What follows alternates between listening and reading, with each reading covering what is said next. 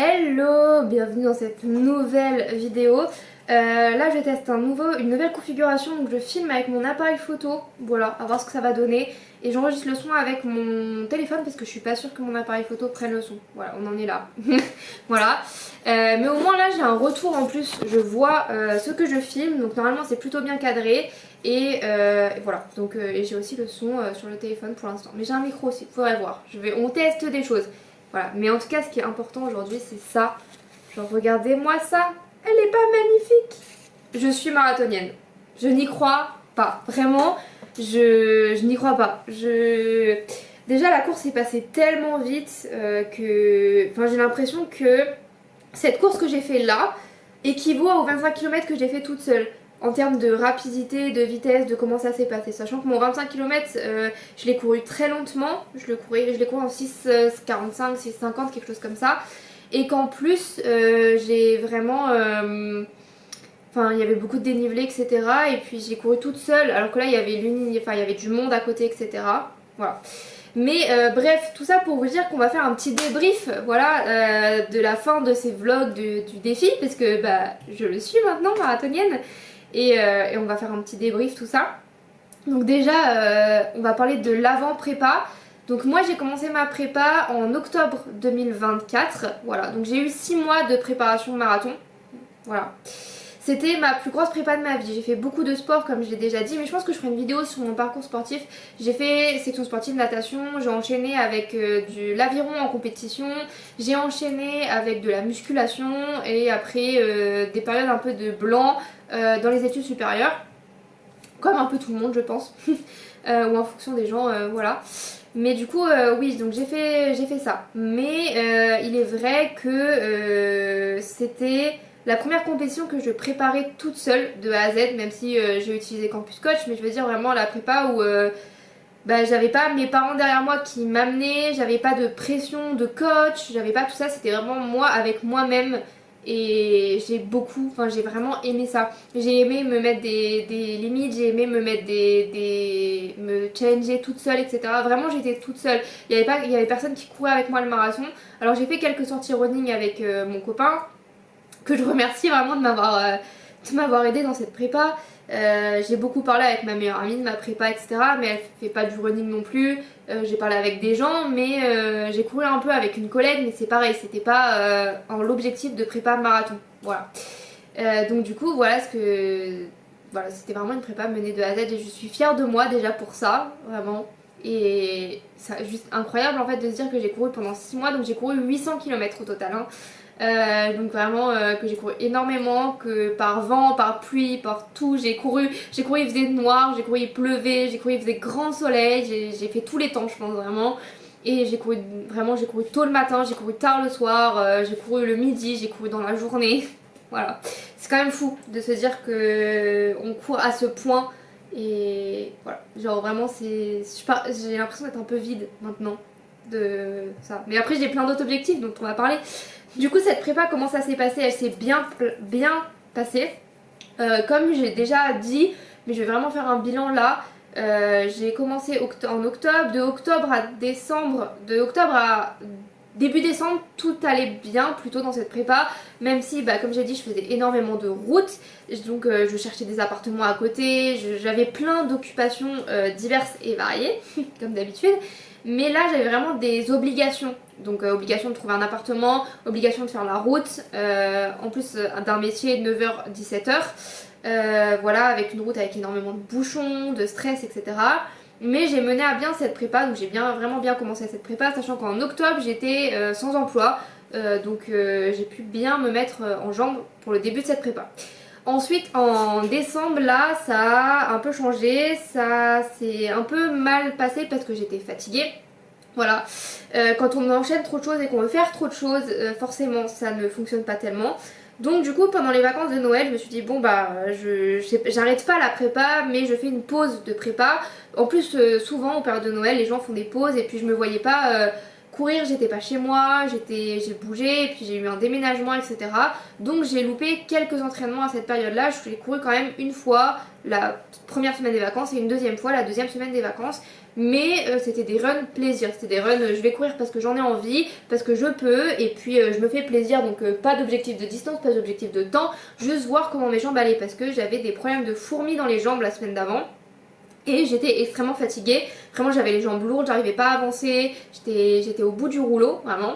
Et ces 2 semaines m'ont fait extrêmement beaucoup de bien, parce que déjà je me suis posée dans cet appart ici, j'ai trouvé l'appart, donc ça a un peu changé ma vie, parce que j'avais enfin mon appart où je pourrais poser mes affaires, etc. J'aurais plus à faire énormément de routes par jour, tout ça.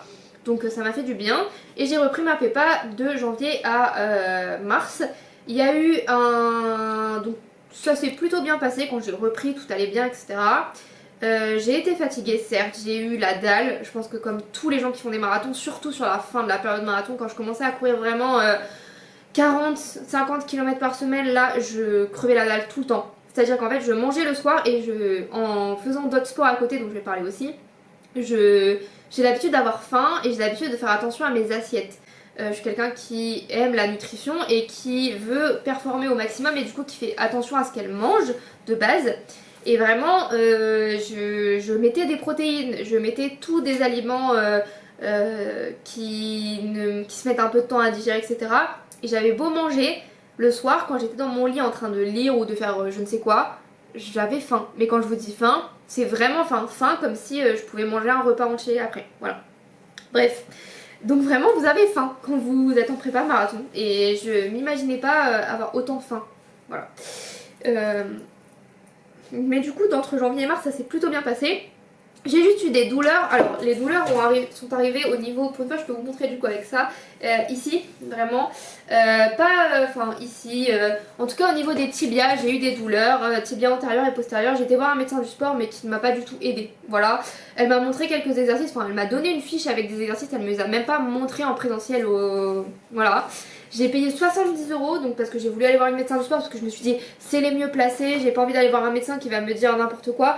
Bon finalement j'aurais peut-être dû parce que j'ai l'impression qu'elle m'a rien fait, qu'elle m'a fait payer très cher et qu'elle m'a pas forcément aidé. C'est plus moi en allant regarder du coup les vidéos des exercices qu'elle m'avait envoyés sur une fiche. Voilà. Alors je ne veux pas dire que tous les médecins sont incompétents et que si vous avez une douleur, allez voir un médecin. Essayez même d'aller voir un médecin du sport mais je sais pas, regardez bien les avis. Moi j'avais voulu regarder les avis mais c'était la seule qui était disponible dans la semaine, en tout cas sur Nice. Donc j'avais pas envie trop de me déplacer pour aller voir un médecin. Et je voulais y aller aux horaires où je pouvais y aller, c'est-à-dire des horaires soit sur un jour de télétravail tôt le matin ou tard le soir, soit après 17h quand j'aurais fini le boulot. Mais bon, voilà. Donc en tout cas, elle ne m'a pas aidé beaucoup. Ce qui m'a beaucoup aidé du coup sur ces tibias, c'est du coup j'ai commencé à baisser le dénivelé et le volume un peu. Ensuite j'ai fait beaucoup d'exercices de renforcement, donc ça elle m'avait parlé, donc je vais pas dire qu'elle ne servait à rien non plus, mais voilà, donc elle m'a permis de ça. Et ensuite, deuxièmement, elle m'a aussi... ce que j'ai fait, c'est que j'ai acheté des bas de compression, voilà, pour éviter d'avoir les impacts sur les mollets. Sur les tibias, pardon. Voilà. Donc j'ai totalement arrêté pendant 1 semaine et demie le dénivelé. Et après, j'ai repris vraiment doucement. Voilà, j'ai pas fait beaucoup de dénivelé d'un coup. J'ai tiré un peu cette douleur... un peu, tout le long, voilà. Mais en tout cas, mais voilà, au moins, ça m'a pas... C'était pas une blessure, c'était plus une douleur qui restait. Je vais allumer la lumière parce que là, peut-être que vous y verrez un peu mieux comme ça, je suis pas sûre. Mais voilà, donc ça c'était vraiment pour la prépa en elle-même. Et puis vers la fin de la prépa, oui j'étais fatiguée en fait, même mes runs de F, je les faisais doucement, mais en même temps j'avais des fois la douleur, donc une raideur au niveau de la jambe qui m'empêchait de courir vite, et en même temps j'avais aussi les jambes extrêmement fatiguées, donc je ne courais pas vite du tout en EF. Et du coup à un moment je me suis dit mais est-ce que je m'améliore vraiment? Est-ce que tout va bien? Mais en fait il faut juste trust the process. Forcément si vous faites beaucoup de sport dans votre semaine, que vous courez plus qu'avant, etc., vous êtes fatigué. Donc c'est normal que votre EF en fait soit plus lent. Faut juste se dire c'est normal, je suis dans une phase où je m'entraîne énormément. Et certes du coup mon EF est plus lent parce que je suis un peu en surentraînement entre guillemets. Et donc forcément mon corps met plus de temps à récupérer et je ne lui laisse pas forcément le temps. Voilà, sachant que j'ai un sommeil qui est un peu merdique, alors j'essaye de l'optimiser, j'essaye d'arrêter les écrans le soir, j'essaye de me faire une routine le soir, j'ai une skincare, je fais mes dents, je vais au lit, voilà, j'essaye de me mettre au lit un peu avant d'aller dormir, j'essaye de lire le soir, j'essaye de faire de la respiration, je teste la glycine, la ashwagandha, enfin voilà. J'essaye vraiment de tout faire pour améliorer mon sommeil parce que c'est vraiment un point noir dans mon sport en fait. C'est ce qui m'empêche je pense de mieux récupérer et de bien faire ce que je veux. Mais en tout cas j'essaye de mieux récupérer et avec la nourriture déjà au moins c'est ça. Voilà, la nourriture je sais que je suis à 80% bien et après le reste bon bah on fait avec. Voilà. Donc ça c'est un point. Le deuxième point, c'est qu'en plus de ce marathon, j'avais d'autres objectifs. Donc vraiment, la prépa s'est bien passée et ce qui est bien avec Campus Coach, donc si jamais vous faites une prépa vous-même ou quoi que ce soit, faites des semaines de récupération. Ça a changé la donne parce que j'ai quand même fait avant ça deux 10 km. Voilà. J'ai fait un 5 km et un semi-marathon aussi. Et ce qui a vraiment changé la donne quand je regarde les prépas d'avant, que soit moi je me faisais, soit je l'avais fait avec Decathlon Coach, etc., c'est qu'il n'y avait pas ces semaines de récupération. Et sur Campus Coach en fait, ce qui est vraiment bien, c'est t'as 3-4 semaines d'entraînement assez haute intensité, tu augmentes le volume, etc. Et t'as une semaine qui va te permettre de maintenir ton niveau tout en n'augmentant pas ta fatigue et même en la baissant. Et même si tu commences à avoir des douleurs, du coup, bah, ça permet de les baisser. Donc ça, c'est vraiment top, vraiment, voilà. Donc même si tu veux pas utiliser Campus Coach pour X ou Y raison, si tu te fais une prépa toi-même, ce que je ne conseille pas forcément, mais voilà, essaye d'inclure ces semaines de récupération, en tout cas sur des entraînements plutôt longs. Je pense que si c'est juste 6 semaines pour préparer un 5 km, t'es pas obligé de faire des semaines de récupération. Mais en marathon, je pense que la meilleure chose à faire, c'est ça. Et en semi, peut-être pas toutes les 3 à 4 semaines, mais te mettre quand même des semaines de récupération quand tu sens que t'en peux plus, c'est une bonne chose à faire. Voilà. Donc déjà la prépa s'est bien passée. Pendant cette prépa j'avais d'autres objectifs dont je sais pas si j'en ai trop parlé sur cette chaîne, mais quand j'ai fait mon premier semi-marathon, enfin mon seul semi-marathon en avril de l'année dernière, mon objectif c'était, après le semi-marathon, de faire au moins une fois de la natation par semaine parce que c'est un sport que j'ai fait toute petite, que j'aime particulièrement, j'aime être dans l'eau, je sais nager et c'est un sport aussi où mon cœur reste bas, ce qui me permet de faire de l'endurance fondamentale, chose que j'ai du mal à faire en course à pied parce qu'en course à pied, mon cœur monte très très haut très rapidement.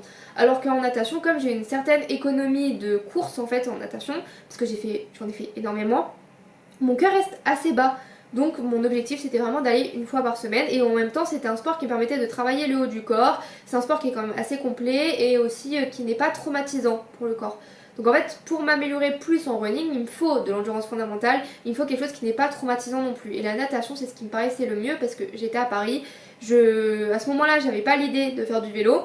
Mais je voulais quand même un peu m'améliorer et continuer de m'améliorer, mais je ne pouvais pas ajouter d'autres séances de running par peur d'être blessée parce que comme on voit, j'ai une fâcheuse tendance à avoir des blessures ou même des douleurs en course à pied. Ce qui est un peu normal parce que j'ai passé beaucoup de temps dans l'eau et sur des sports qui sont peu traumatisants pour les articulations. Voilà. Donc du coup l'objectif c'était de nager une fois par semaine. Est-ce que j'ai réussi? Plutôt. Du coup comme je vous ai dit, de octobre à décembre, octobre, novembre, décembre c'était un peu compliqué, surtout novembre-décembre. Donc j'ai eu un peu de mal à nager une fois par semaine à ce moment-là, surtout que j'avais pas de jour de télétravail qui me permettait d'aller nager sur le midi, sur le matin ou sur le soir. Donc un peu compliqué, mais sinon tout le reste du temps, en octobre j'ai réussi à nager 1 à 2 fois par semaine et là depuis janvier je nage aussi 1 fois par semaine. Je nage tous les lundis matin. Après je vais voir, je vais changer mon entraînement, je ferai dans la prochaine vidéo sera sur l'après-marathon, qu'est-ce que je fais, comment je m'organise et je pense que je vais faire une vidéo dédiée aussi à mon planning de musculation, comment je vais créer mon nouveau planning de musculation, voilà, mon nouveau programme de musculation. Mais en tout cas là, marathon. Donc du coup là l'objectif est validé. J'ai nagé 1 fois par semaine et c'était que de l'EF. Voilà, j'ai fait quelques programmes à un moment, mais comme j'étais dans une piscine où il y avait beaucoup de gens qui nagent très lentement, là j'ai changé, donc je vais pouvoir refaire des programmes. Mais c'était surtout de l'EF, je nageais et puis je voyais ce que ça donnait, j'étais bien dans l'eau et ça me permettait aussi de bien commencer la semaine. Voilà, donc il y avait ça. Ensuite, deuxièmement, la deuxième chose que je voulais faire, mais ça c'était vraiment absolument, c'était avant, en fait c'était vraiment l'objectif secondaire et l'objectif de natation était en 3ème position, c'était de continuer à faire mes 3 fois de la musculation par semaine. Pourquoi? Parce que de un, j'ai besoin de musculation pour nager et pour courir, surtout pour courir en fait à ce moment-là. Et puis que j'aime particulièrement ça et que j'aime bien, enfin j'adore la muscu donc je veux pas arrêter. Et donc je voulais garder mes 3 entraînements par semaine. J'ai réussi, vraiment j'ai fait presque toutes les semaines mes 3 entraînements par semaine. Donc j'ai gardé, donc j'ai changé juste après mon semi-marathon. Donc ça faisait déjà pas mal de temps où j'avais changé. Je fais une séance haut du corps qui est un peu orientée natation du coup. Donc qui s'oriente vraiment sur les muscles, donc épaules, dorsales. Et une séance aussi bas du corps qui est orientée un peu force. Et une troisième séance qui est full body avec des exercices vraiment spécifiques course à pied, mais qui sont vraiment évolués au fur et à mesure du temps de ce que j'avais besoin. Donc à un moment j'ai mis des ischios, à un moment je mettais du dead stop squat pour gagner en explosivité, je faisais des sauts, de la pliométrie, mais quand j'ai commencé à avoir des douleurs j'ai dû arrêter la pliométrie parce que c'était un peu trop pour mon corps. C'est une séance que j'ai vachement adaptée au fur et à mesure du temps. Voilà, c'est pour ça que là je veux refaire mon programme parce que j'en ai marre d'avoir une séance que j'adapte tous les mois. Je vais refaire vraiment un programme un peu plus carré. Voilà, donc mais en tout cas j'ai réussi aussi dans cette prépa à passer des dips lestés à 10 kilos, ça je suis plutôt fière, à faire des pompes lestées avec 10 kilos sur le dos, j'ai réussi à en faire 4 x 8, voilà. J'ai réussi à passer mes premières tractions pendant cette prépa marathon, ce qui est quand même fou. J'avais cet objectif de traction depuis tellement longtemps, je m'en souviens qu'au lycée quand j'ai commencé la musculation je voulais réussir à faire des tractions et je n'y arrivais pas. Je me suis changée, oui. Mais pourquoi? Parce que j'avais plus de batterie. Voilà, je crois que la batterie vidéo de cet appareil photo est assez courte et de plus je l'avais pas chargée depuis assez longtemps. Donc effectivement, je ne suis pas habillée pareil. Mais du coup je reprends. J'ai réussi à passer les pompes lestées, 4 x 8. J'ai réussi à faire beaucoup de deadlift en force sur les jambes. J'ai réussi à faire quand même pas mal de force sur les jambes, même si à la fin de cette prépa, donc déjà la dernière semaine j'ai pas fait les jambes, la semaine d'avant j'ai commencé à ralentir et la semaine encore d'avant j'avais fait une bonne séance je crois. Mais du coup j'ai réussi à passer 3 répétitions à 97 kg sur le deadlift, sachant que mon max au début de cette prépa je crois que c'était plus autour de 85 kg. Donc on a quand même une bonne amélioration malgré les sports d'endurance à côté. Et je dis les parce que natation, vélo. Voilà. Donc j'ai quand même réussi à garder bien la salle et à m'améliorer sur pas mal d'exos, plus sur le haut du corps que sur le bas du corps. Mais après, on va dire que je m'amuse plus sur le haut du corps et que le bas du corps il est plus là pour éviter de me blesser en course à pied et pour kiffer un peu sur le deadlift. Mais sur le reste, c'est pas mon but premier, en tout cas, c'était pas le but là pour l'instant en tout cas. Voilà. Maintenant après le vélo, oui effectivement j'ai réussi à démarrer le vélo. Le vélo c'est un peu un combat de moi à moi-même. Parce que pendant des années on m'a répété que je ne savais pas faire de vélo, que j'étais nulle en vélo, mais en fait on m'avait juste jamais appris correctement à faire du vélo. Et même si j'habitais dans une petite ville, jamais mes parents m'ont dit bah prends ton vélo, va chez ton copain, prends ton vélo, va chez ta pote, et nanani nana, j'avais pas ça du tout, voilà. Donc je me suis très peu déplacée en vélo jeune, je faisais peu de sorties vélo avec mes parents, je faisais peu de vélo même devant chez moi, j'étais plus skate ou ce genre de choses, voilà, trottinette à 3 roues. Me demandez pas pourquoi mais voilà. Mais en tout cas du coup bah je faisais pas enfin j'ai pas fait beaucoup de vélo. Et donc on m'a répété toute ma vie que je ne savais pas faire de vélo. Et comme vous le voyez, j'aime bien les défis et j'aime bien relever des trucs improbables comme le marathon à 24 ans.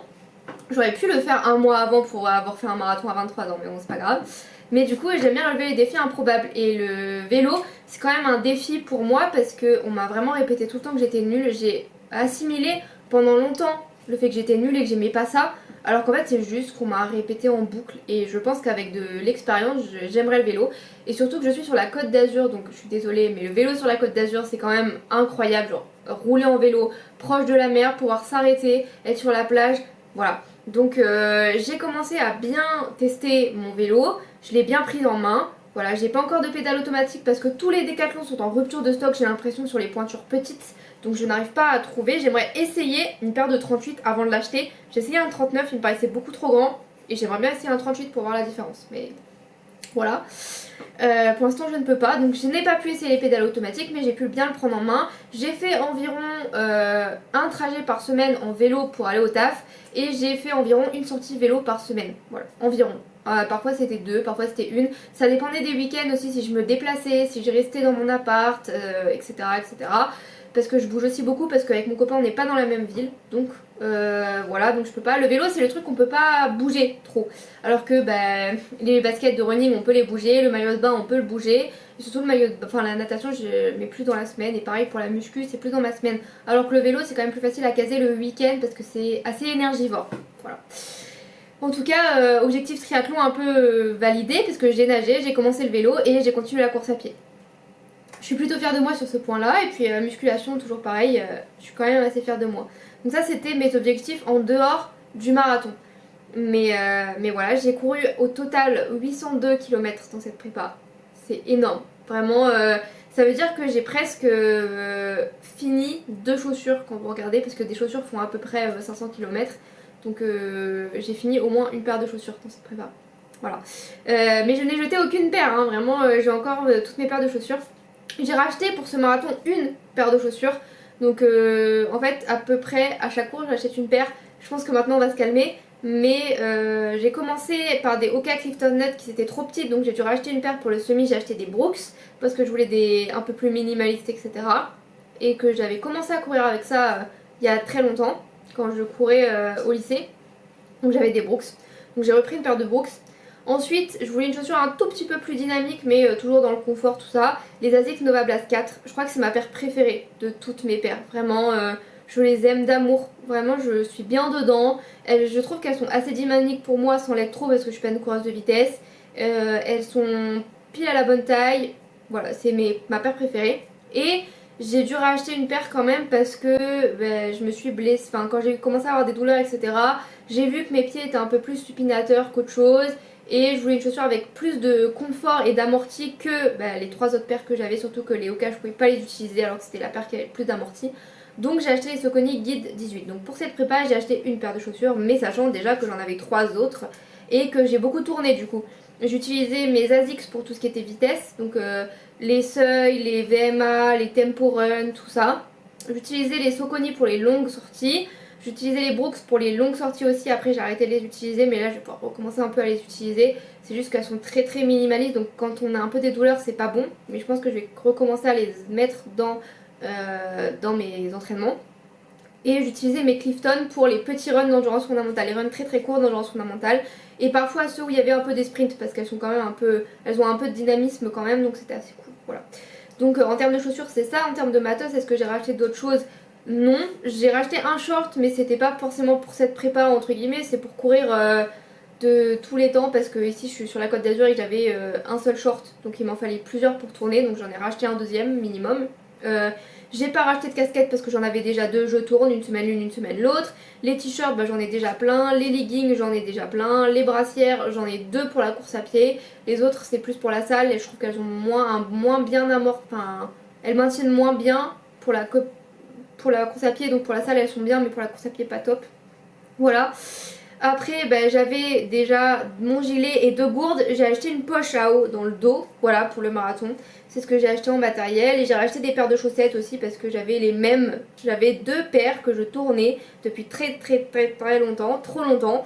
Et du coup j'ai tourné. Voilà, parce qu'il y a une paire, si j'avais 3 paires en fait de chaussettes pour courir, parce qu'il y a une paire c'est une chaussette longue et du coup je l'utilise en vélo maintenant. Voilà, donc comme elle est passée sur le vélo, je l'avais plus trop à disposition pour courir.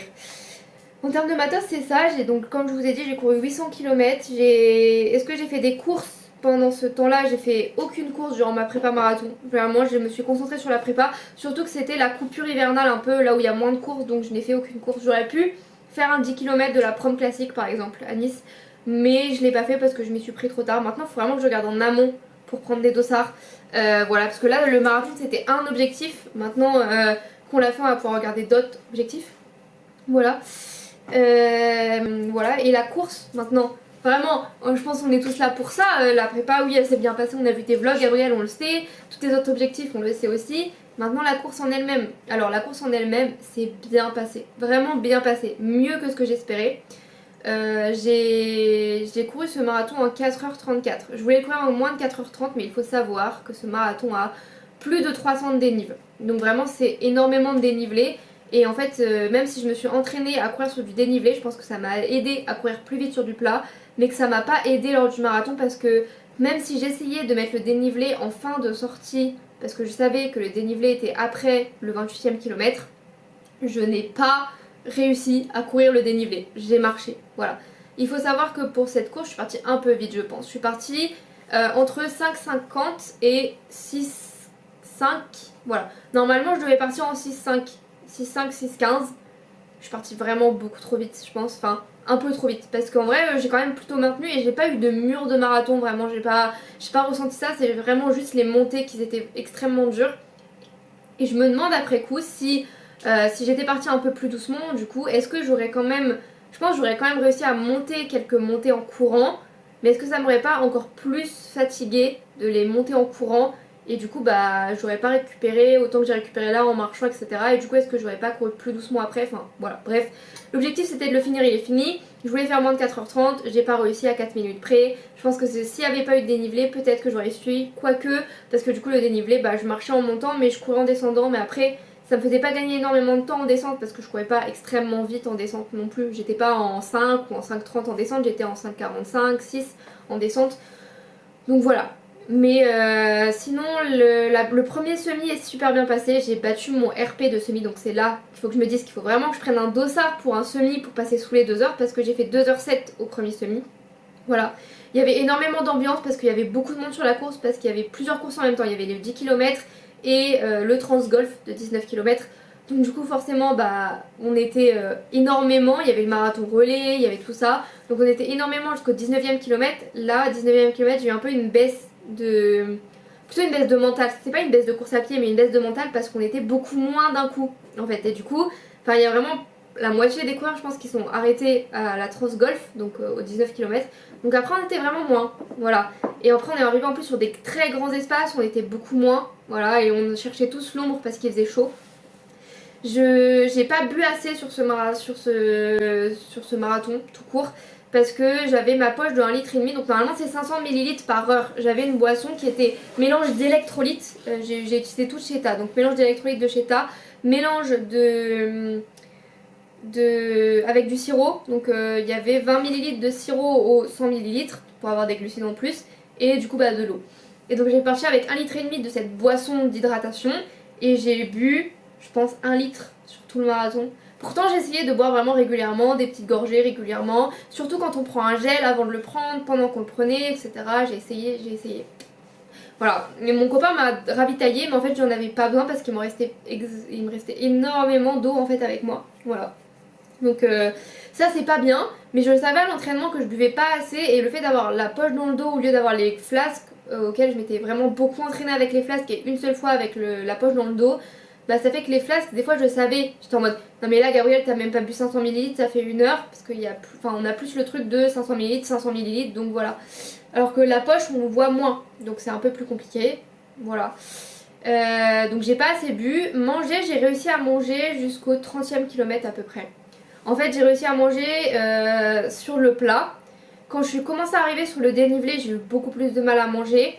Et du coup, ce que j'ai fait, c'est quand j'ai marché vraiment la longue pause, il y a presque 1 kilomètre où j'ai marché parce que c'était une montée. Dans cette montée, j'ai bu beaucoup plus que ce que je buvais normalement. J'ai mangé parce que à ce moment-là, j'arrivais pas à manger en fait à 28 km, je pense à peu près. Bah là où ça a commencé à monter, vraiment, mon estomac, c'était pas des crampes d'estomac. J'avais pas envie d'aller aux toilettes non plus. C'était pas horrible, mais je sentais que ça travaillait. Et vous savez, genre, j'avais la gorge coupée, genre en mode je peux pas manger quoi. C'était plus ça, genre je peux pas manger. Je sais pas si c'est un trop plein de sucre parce que je suis quelqu'un qui ne mange pas du tout de sucre habituellement. Je suis vraiment pas une bouche à sucre, je suis une bouche salée. Moi, c'est les gâteaux apéro, pas du tout les bonbons qui m'attirent. Donc, est-ce que c'est ça, le fait que c'était trop de sucre pour moi, que mon cerveau il voulait plus, etc. Peut-être. Il y a une deuxième explication, c'est que mon cœur est resté hyper haut. En moyenne, sur ce marathon, mon cœur était à 185 pendant 4h30. Voilà. Je sais pas si vous vous rendez compte, c'est énorme. Et vraiment, dès que j'ai vu, en fait, dès les premiers kilomètres, mon cœur est monté très très haut, très vite. Alors qu'à l'entraînement, il montait pas aussi haut. Voilà, même si je courais... Enfin, j'ai fait des allures marathon et j'étais en 170 de battement cardiaque, 175 peut-être. mais pas à 190. Voilà, il y a vraiment tout un moment de course où je suis restée à 190 beaucoup.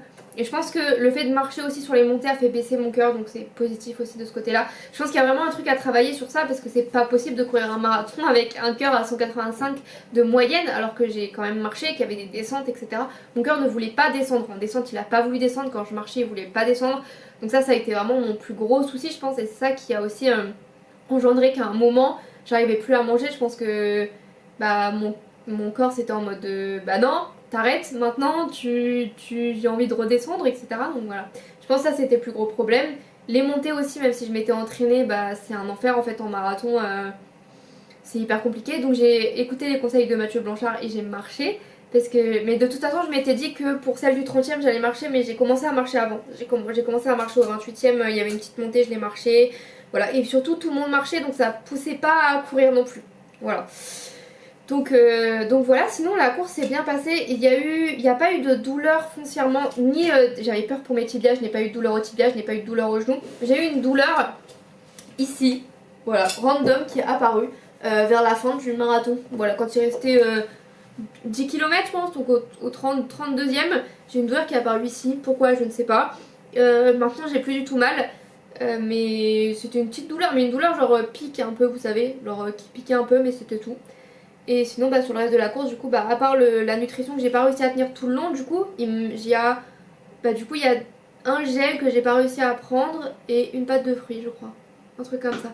Donc vraiment sur la fin j'ai pas réussi à manger, mais après bah, il restait quand j'ai bien mangé, bien bu, que j'étais en train de marcher, je devais être à 32 km, un truc comme ça. Et du coup après je suis arrivée dans la descente, donc il me restait bah 10 km, et du coup je me suis dit bah j'arrivais quand même à boire.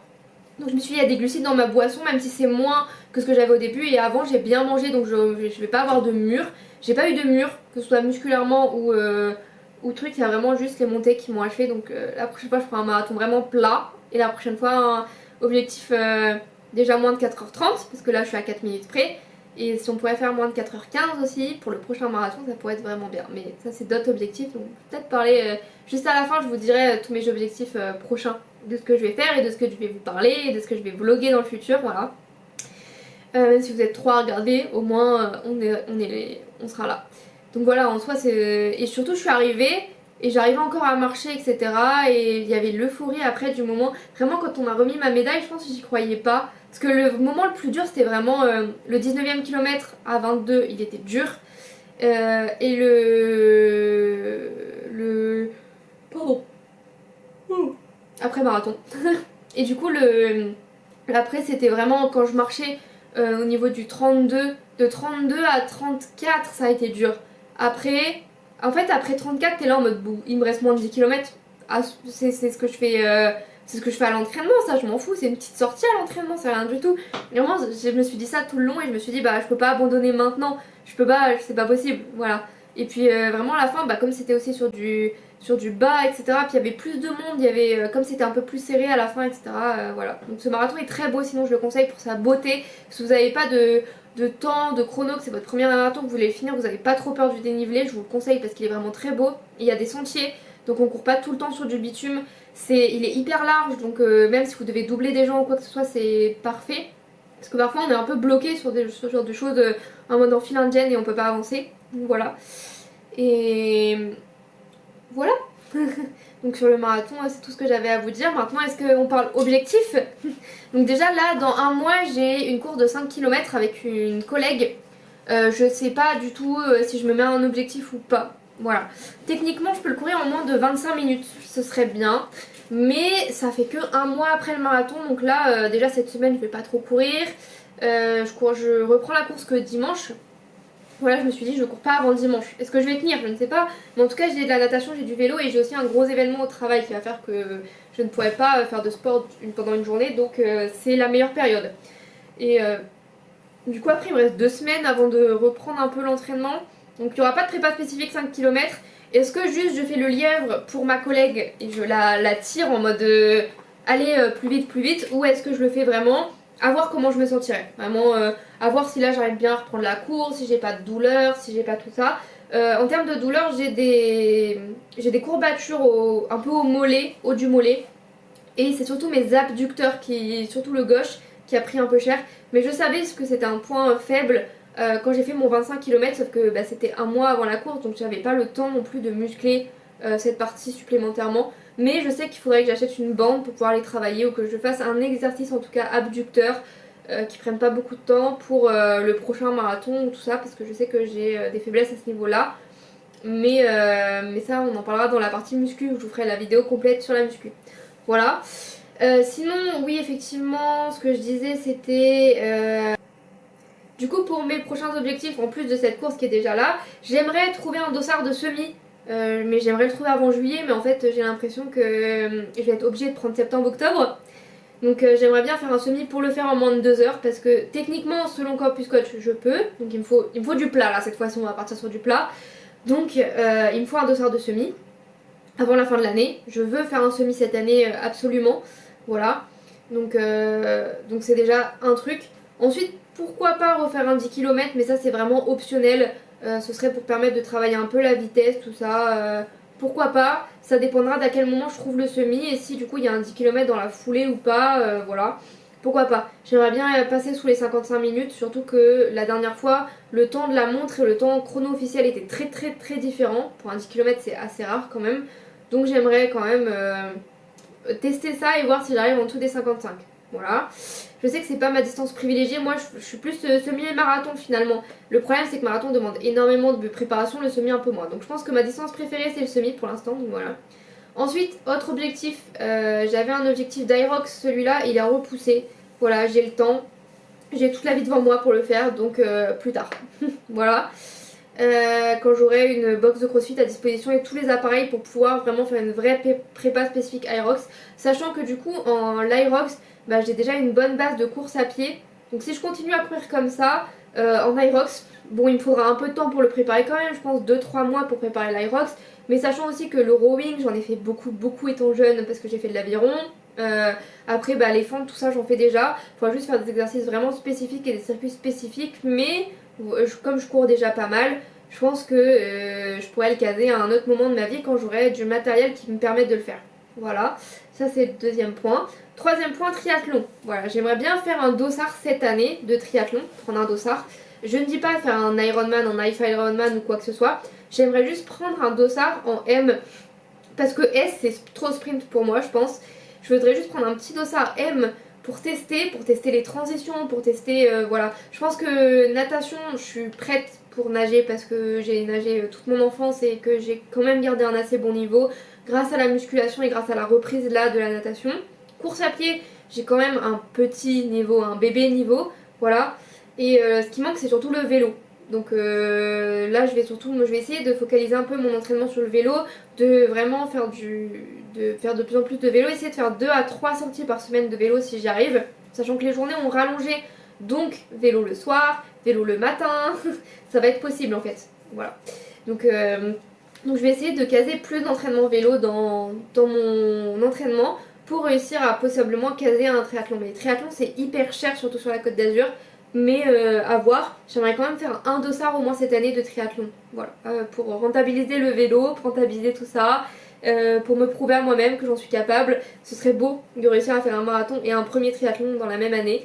Voilà, donc aux alentours de septembre-octobre aussi. Donc si le semi pourrait être juste avant voilà, ça pourrait être bien, mais à voir.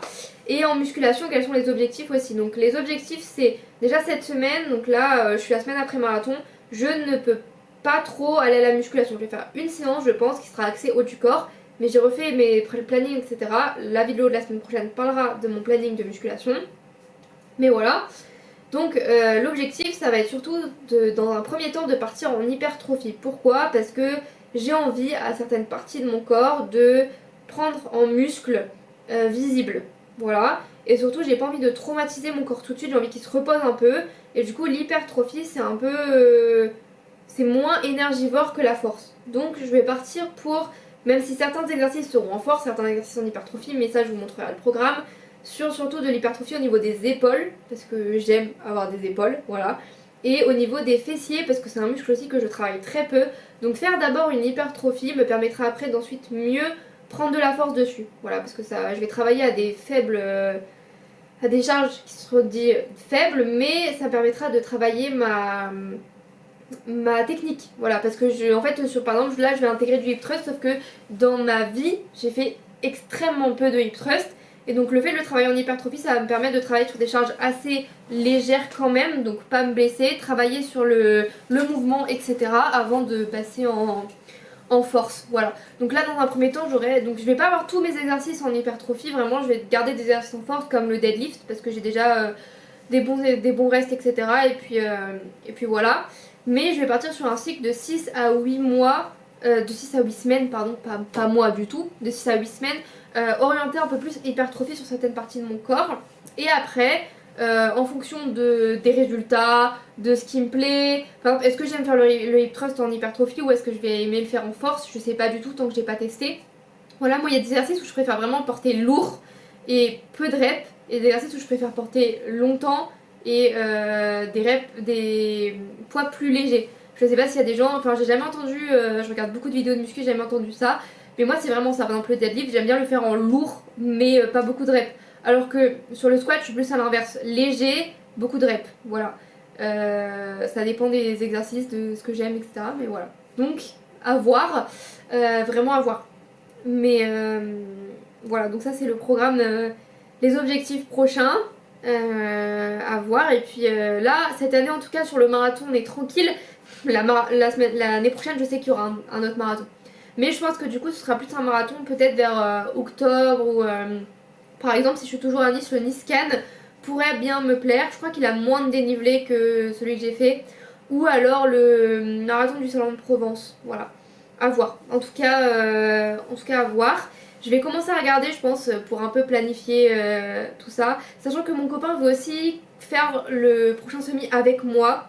Voilà, je suis assez contente de ça. Il fera son premier semi avec moi, c'est très mignon et voilà. Et ensuite, j'ai des autres objectifs qui sont pas des objectifs sportifs vraiment, c'est des objectifs de visiter un peu plus ma région et du coup faire de la randonnée. Et ça, je trouve vraiment ça cool. De la randonnée, mais j'ai pas de chaussures de trail ni rien. Randonnée trail un peu, voilà. Mais j'ai pas tout ce qu'il faut, j'ai pas de chaussures de trail, mais j'ai mes Brooks qui peuvent vraiment faire l'affaire. Donc il y a ça, un peu essayer d'ajouter un peu de randonnée quand je suis toute seule et que j'ai rien à faire. J'aime bien avoir toujours une occupation et pourquoi pas ajouter ça à mon palmarès, faire un peu de randonnée, ça serait... C'est toujours cool et puis j'aime bien en fait aller marcher, même marcher tout seul, c'est vraiment cool. Vous marchez tout seul, vous croisez des gens, vous pouvez parler avec eux, vous vous arrêtez quand vous voulez, vous buvez ce que vous voulez, enfin je sais pas, la randonnée c'est vraiment un monde à part qui est vraiment bien. Et là, avril, mai, c'est pile la bonne période pour en faire. Voilà.